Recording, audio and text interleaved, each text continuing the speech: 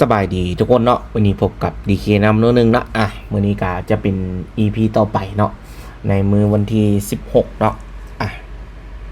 ซึ่งว่ามื้อนี้ก็พอดีมีเวลาเนาะ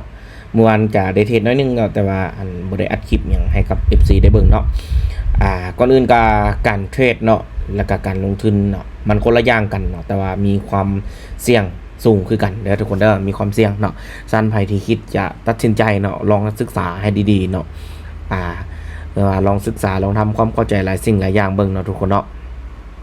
เนาะมื้อนี้เนาะพอร์ตของนำมีเกือบ 2,000 เนาะนำจะเอากำไรประมาณบ่เกิน 10% เนาะก็อยู่สิประมาณสัก200เนาะหรือ100ไปแก่ๆเนาะ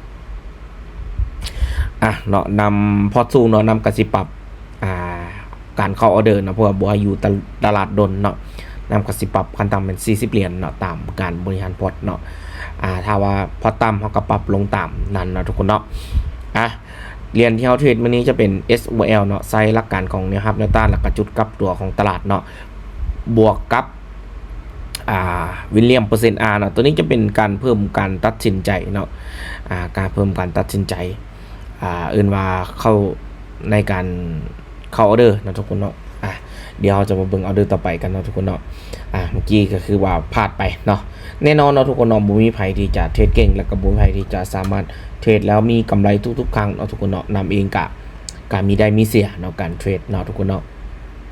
ฉะนั้นการเทรดมันก็แบ่งออกเป็นหลายรูปแบบเนาะหลากหลาย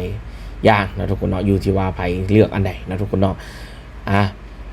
ขึ้นกับความถนัดของแต่ละคนเนาะทุกคนเนาะสิ่งที่ว่าของบ่ถนัดกะจะบอกว่ามันบ่ดีมันก็บ่แม่นนะทุกคนเนาะ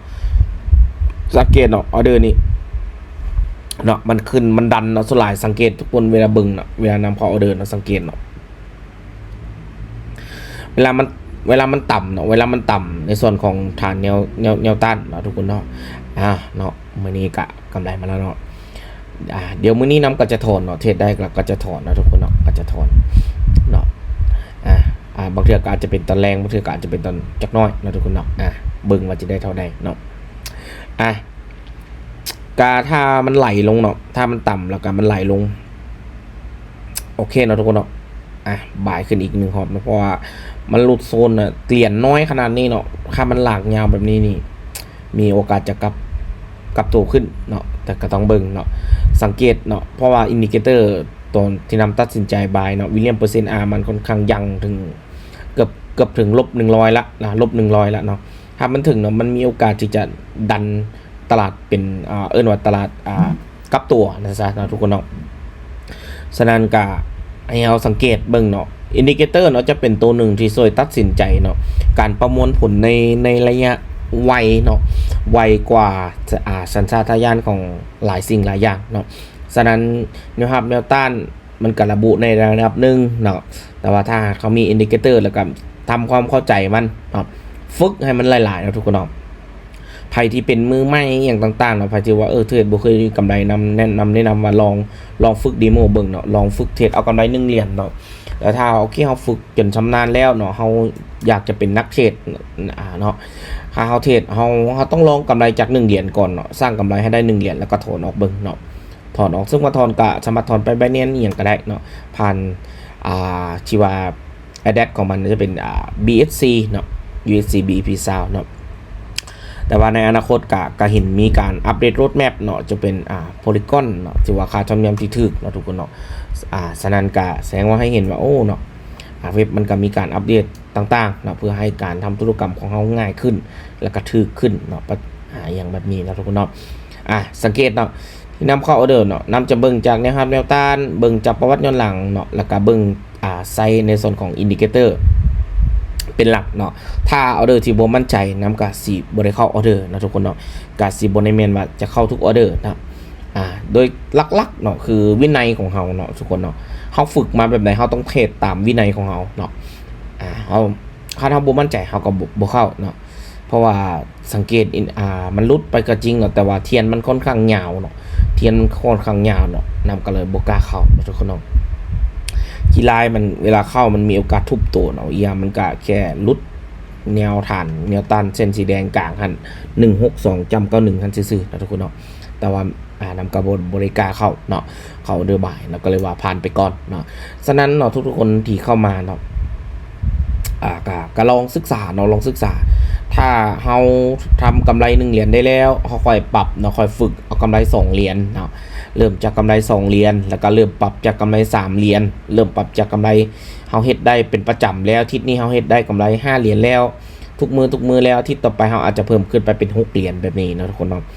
อยู่ๆเฮาเข้ามาเนาะเฮาบ่มีประสบการณ์ในตลาดเลยเนาะบ่มีหยังเลยเนาะ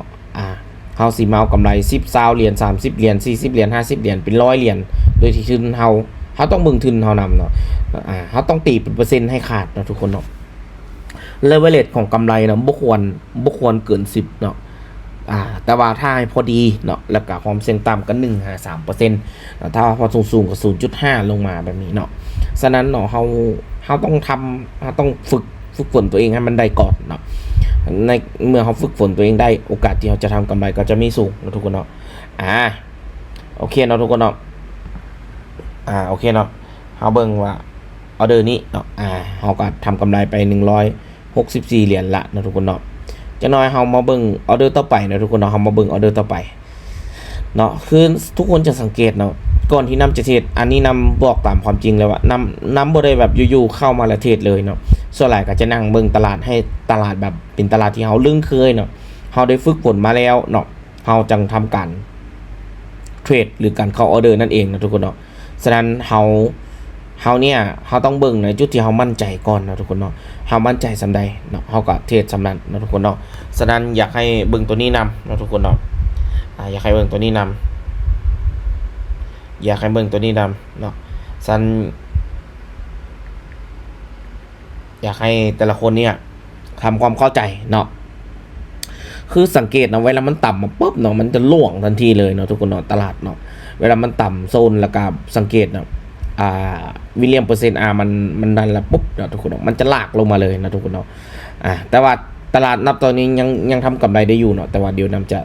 นั่งเมืองตลาดแล้วก็ยังจะรอทำกำไรอีกจักเล็กจักน้อยนะทุกคนเนาะถ้าว่าทันบางทีก็สิอัดคลิปให้ทุกคนเบิ่งเนาะถ้าบ่ทันก็บางทีก็สินั่งเทรดต่อเนาะ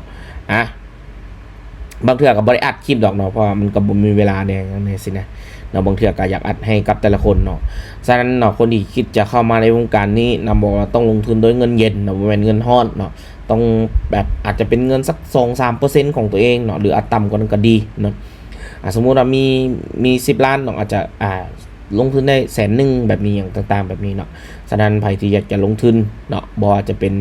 ลงทุนคริปโตลงทุนหุ้นอสังหาทองคำอย่างต่างๆต้องลงทุนด้วยเงินเย็นเนาะการเทรดก็มีความเสี่ยงสูงเหมือนกันเนาะยิ่งการเทรดระยะสั้นแต่ผลกำไรก็สูงคือกันเนาะฉะนั้นถ้าพยายามรับความเสี่ยงได้เนาะศึกษามีความรู้ได้เนาะการเทรดมันเป็นการต่อสู้ระหว่างความรู้ต่อความรู้นะทุกคนเนาะเอาประสบการณ์มาแข่งกันเนาะฉะนั้นเราจะหาช่องว่างจากการเทรดในนั้นก็อยู่ที่ความรู้ของเราแหละนะทุกคนเนาะสำหรับคลิปนี้อย่าลืมติดตามส่อง DK นำโน้นหนึ่งเนาะใน YouTube แล้วก็ใน TikTok เนาะเพื่อบ่พลาดเนื้อหาข่าวสารใหม่ๆบ๊ายบาย